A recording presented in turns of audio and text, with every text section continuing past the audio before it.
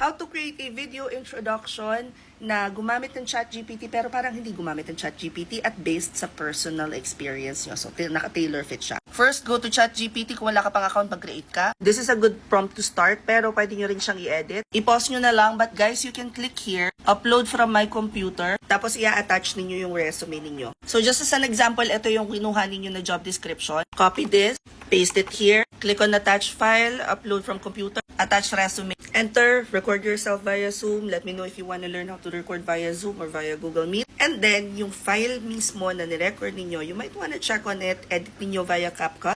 Pero if satisfied na kayo dun sa nirecord ninyo, your next step should be open a new tab. Pagkatapos, dito, click nyo lang tong waffle icon, pack, and then click on drive. Click on new, click on file, upload.